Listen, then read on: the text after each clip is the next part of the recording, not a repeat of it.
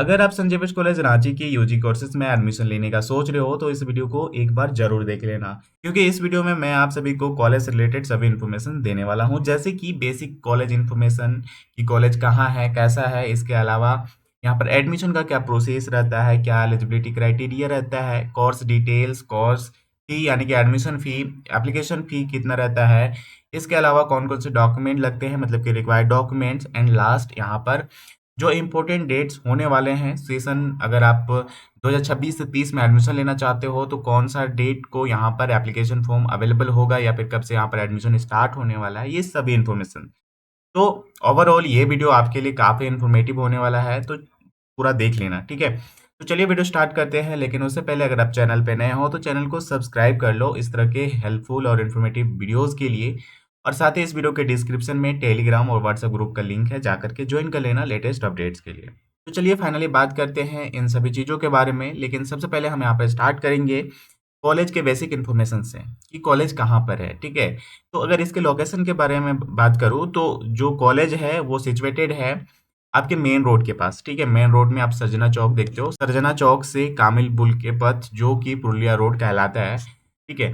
वहीं पर सदर हॉस्पिटल के जस्ट ऑपोजिट साइड में है। कॉलेज कैसा है इसके बारे में बात किया जाए तो कॉलेज के बारे में, तो कॉलेज कैसा है आज तक किसी से नहीं छुपा है। कॉलेज जो है रांची के साथ साथ झारखंड के टॉप 10 कॉलेज में आता है, ठीक है।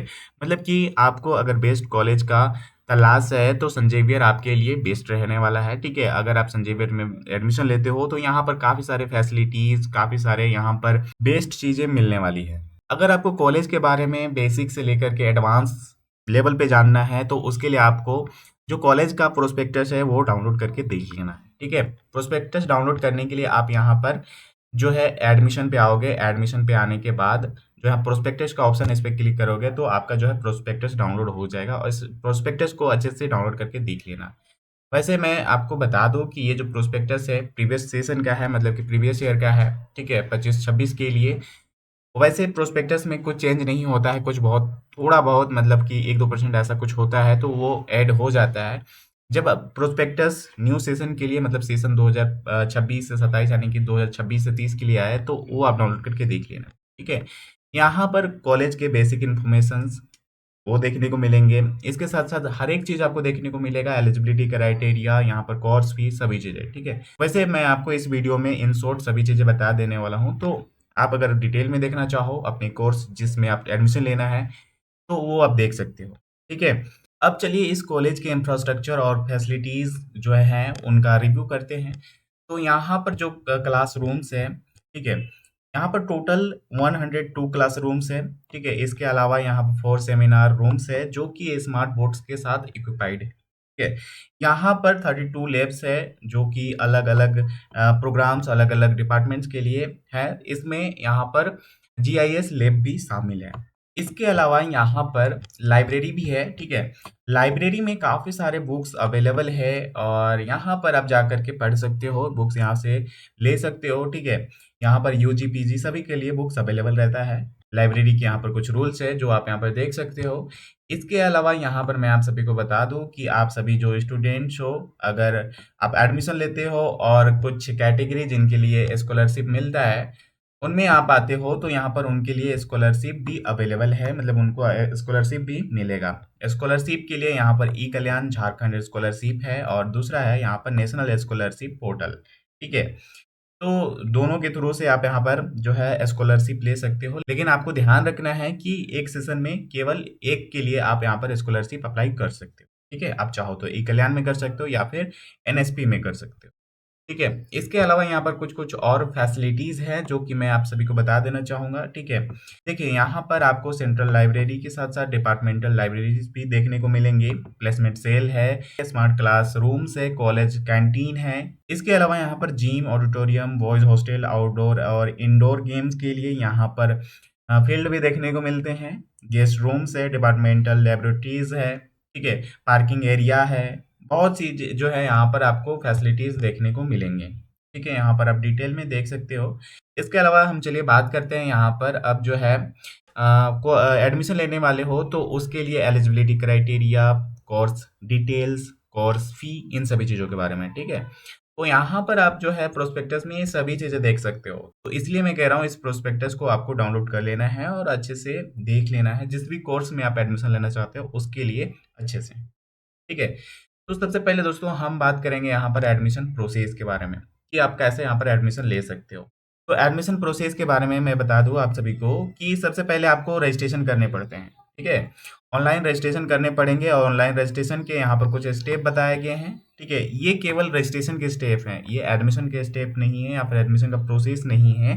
रजिस्ट्रेशन में यहाँ पर रजिस्ट्रेशन के लिए आपको पर्सनल डिटेल्स, एजुकेशनल डिटेल्स, फिर आपको कोर्स चूज करना है, फिर जो ऑब्टेन किए हुए हैं आप 12th में मार्क्स वो एंट्री करना है, फिर जो एप्लीकेशन फी होता है वो पेमेंट करना है और प्रिंट करा लेना है, ठीक है।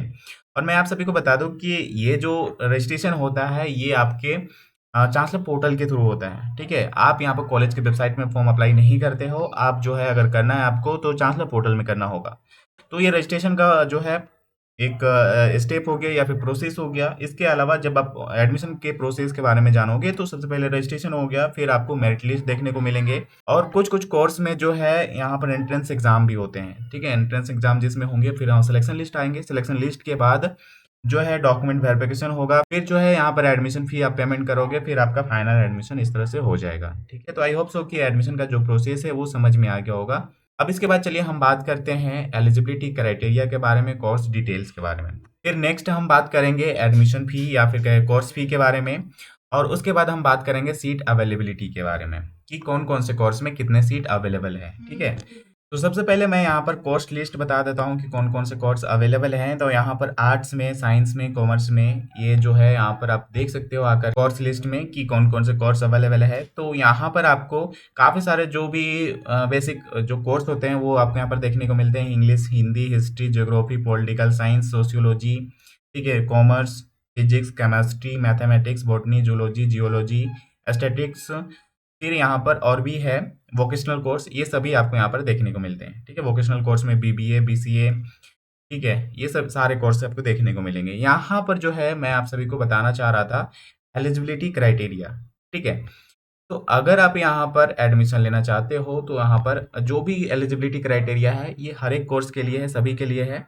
तो मैं आपको यहाँ पर एक के लिए बता दे रहा हूँ, वो सभी के लिए अप्लाई हो जाएगा, ठीक है।